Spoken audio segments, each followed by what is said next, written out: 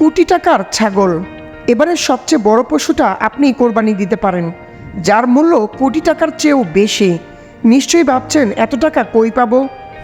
পুরো ভিডিওটা দেখতে থাকুন, তাহলেই পেয়ে যাবেন সেই ছাগলের বা গরুর সন্ধান। গত ঈদের 15 লাখ টাকার ছাগল কাণ্ডের কথা মনে আছে না? কি তোলপাড়ি না করেছিল দেশ জুড়ে সেই ছাগল। এবারও শুরু হয়ে গিয়েছে কার গরু বেশি দামি, কারটা কম দামি, কে কত বেশি বড় গরু কোরবানি দিতে পারে, কারটা কত কেজি হবে, আর কার গরুর মাংস কত বেশি হবে, আর কে জিতবে গরু ওয়ার্ল্ড কাপে। কিন্তু আসল প্রশ্নটা কেউ করছে না। বড় গরু কিনে শো অফ করে আপনি কি সত্যিই কোরবানি দিতে পারবেন, না আরও বড় করে তুলবেন নিজের ইগোকে? আমরা কত সহজে পশু জবাই করি, কিন্তু নিজের ভিতরের পশুটাকে কি জবাই করতে পেরেছি একবারের জন্য? যে অহংকারে হাঁটে, অন্যের স্বার্থ বোঝে না, নিজের ইচ্ছাকে ঈশ্বর বানিয়ে বসে থাকে, সে অদৃশ্য শয়তানটাকে জবাই করার সাহস কয়জনের হয়? আমরা মাংস ভাগ করি ঠিকই, কিন্তু অহংকারটা রাখি নিজের কাছেই। এই ঈদে আপনি কাকে জবাই করছেন? নাকি কেবল রক্ত জড়াচ্ছেন আপনার ইগোকে নয়? এবারের হাটে সবচেয়ে বড় পশু কোনটি, আপনার ইগো নাকি কোটি টাকার ছাগল? হ্যাঁ, আপনার ইগোই সবচেয়ে বড় পশু। হ্যাঁ, সেই ইগোটাকেই কেটে ফেলুন। তার রক্ত কোনোদিন ঝরবে না, কিন্তু আত্মা পবিত্র হয়ে যাবে।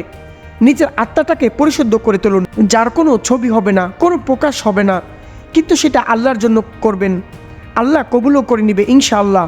যেই কোরবানির কোনো পোস্ট ফেসবুকেও আসবে না, সোশ্যাল মিডিয়াতেও আসবে না, তবে ফেরেশতাদের খাতায় লেখা থাকবে আপনার এই কোরবানির আমলনামা। ঈদে যদি ইগো কেটে ফেলতে পারেন, তবেই কোরবানি পরিপূর্ণ হবে।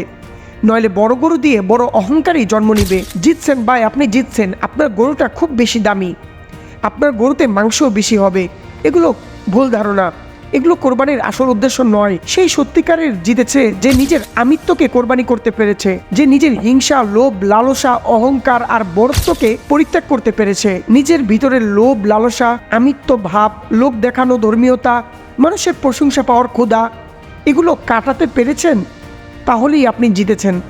কার গরু বড় সেটা দেখিয়ে কেউ আল্লাহর কাছাকাছি কখনোই যেতে পারবে না। কার আমি ছোট হয়েছে সে পৌঁছে যায় জান্নাতের কাছে। জবাইয়ের পর কোরবানির পশু মরে যাবে, কিন্তু আপনার ক্রোধ, লোভ, অহংকার সেগুলো যদি বেঁচে থাকে, তাহলে কি লাভ হবে এই কোরবানি দিয়ে? এই ঈদে একটি গরু নয়, বরং আমিত্বকেই জবাই করা হোক, কোরবানি করা হোক। সেটা হবে সবচেয়ে বড় কোরবানি, যার কোনো দাম লাগবে না, শুধু লাগবে একটুখানি দম, অর্থাৎ প্রচেষ্টা, একটুখানি দয়া, একটুখানি কোরবানি, আর অনেকখানি আল্লাহ ভীতি, তাকওয়া, পরহেজগারিতা। আমার কোরবানি, আমি যা চাই তা ছেড়ে দেওয়াই হবে আল্লাহর জন্য। ঈদ মোবারক।